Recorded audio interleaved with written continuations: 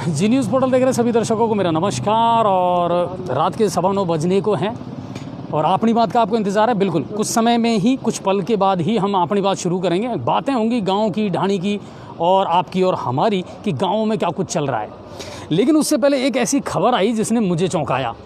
खबर क्या है वो मैं आपको बताता हूँ। और सबसे पहले मैं आपसे रिक्वेस्ट करूँगा, शेयर ज़रूर करना इस खबर को, क्योंकि ये खबर बहुत इम्पॉर्टेंट है और इसे ज़्यादा से ज़्यादा शेयर करना बहुत ज़रूरी है। ये एक सिरप है सिट्रासॉल। अमूमन यूरिन इन्फेक्शन से या उससे रिलेटेड जब कोई बीमारी होती है तो डॉक्टर लिखते हैं, बिल्कुल बेझिझक इसको लिखते हैं और काफ़ी इफ़ेक्टिव दवाई है, इसमें कोई शक नहीं है। आप सोच रहे होंगे साहब बिल्कुल सिट्रासॉल है, डॉक्टर लिखते हैं, इसमें गड़बड़ क्या है? या बहुत सारे दर्शक ये सोच रहे होंगे गड़बड़ ये होगी कि साहब ये एक्सपायरी डेट की है। बिल्कुल अमूमन यही होता है दवाइयों में कि साहब म्याद निकल गई, उसकी अवधि पार की दवाइयाँ हैं, तो ये भी हो सकता है मार्केट में कई बार आ जाती हो। लेकिन नहीं, कहानी में गड़बड़ है दूसरा। और गड़बड़ ये है कि एक सज्जन आज सुबह ये दवाई लेकर के गए थे, डॉक्टर ने रेकमेंड की थी और मेडिकल स्टोर से वो उस दवाई को लेकर के गए। घर ले जा कर के उसने वो दवाई पेशेंट को दी और दवाई देने के बाद में पेशेंट ने की वॉमिटिंग। लेकिन उस वक्त उन्होंने ज़्यादा ध्यान इस बात पर नहीं दिया और शायद हो सकता है कि चलो वैसे ही होगी हो नॉर्मली। शाम को जब फिर दवाई ये दोबारा दी जाने लगी और ढक्कन खोल करके जब इस दवाई को निकाला जा रहा था किसी पात्र में, तो इसमें निकली एक मरी हुई छिपकली।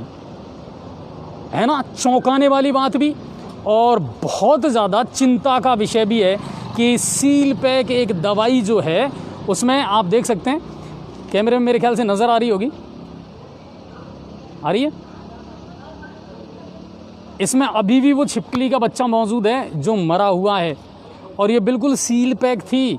जब इसको खोला गया तब भी इन लोगों को वो चीज़ नज़र नहीं आई, लेकिन वॉमिटिंग के बाद भी इन्होंने ज़्यादा गौर नहीं किया। जब शाम को इस दवाई को दोबारा लेने का प्रयास किया तब ये चीज़ नज़र आई है इनको। और वो सज्जन भी मेरे साथ हैं, मैं उनको बुलाना चाहूँगा। आइए सर, मुझे ज्वाइन कीजिए।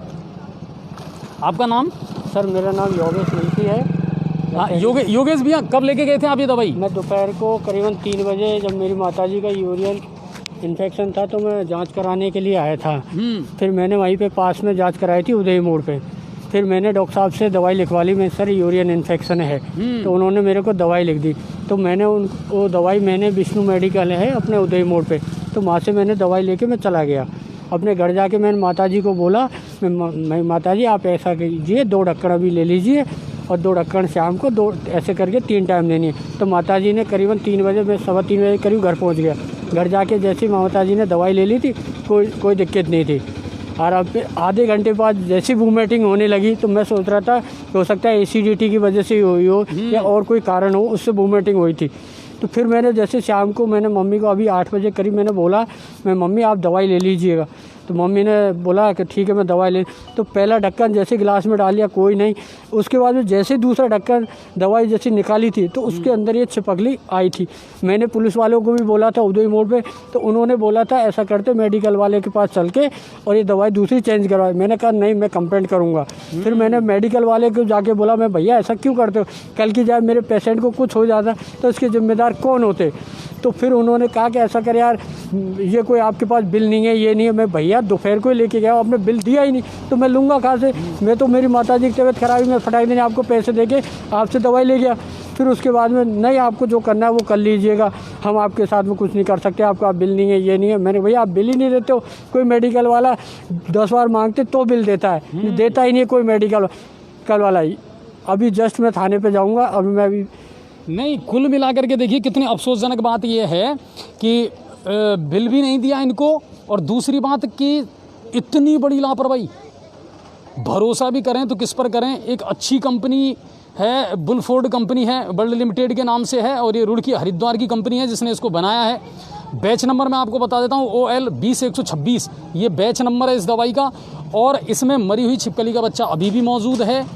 और ऐसी बड़ी कंपनियां जो इस तरह की लापरवाही कर रही हैं, सर पूरा दवाई का, बीमारियों का, मरीजों का ही तो खेल चल रहा है। इसमें कितनों की जान के साथ खिलवाड़ करोगे? अगर इतनी बड़ी लापरवाही नज़र आ रही है दवाइयों में तो लोग भरोसा कैसे करेंगे? सील पैक दवाई है, अब उसमें भी अगर छिपकली का बच्चा मृत पड़ा हुआ है और मरीज उसको ले रहा है, इससे घिनौनी हरकत और क्या हो सकती है, इससे बड़ा भ्रष्टाचार और क्या हो सकता है कि हम जल्दीबाजी में इन चीज़ों को भी इग्नोर कर रहे हैं, देख ही नहीं रहे।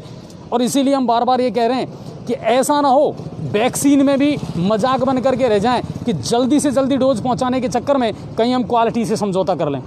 ऐसा नहीं होना चाहिए। तो उम्मीद ये करता हूँ कि इस खबर को आप ज़्यादा से ज़्यादा शेयर करेंगे। और दूसरी बात कि इस कंपनी पर जो कार्रवाई होनी चाहिए लीगली, वो कार्रवाई होनी भी चाहिए कि जिसने इतना बड़ा मतलब किसी की जान के साथ में खिलवाड़ किया है। तो बिल्कुल आप देखते रहें। और अब अपनी बात का भी टाइम हो रहा है, तो मैं जल्द से जल्द अपनी बात भी शुरू करने वाला हूँ। आप सभी का बहुत बहुत धन्यवाद।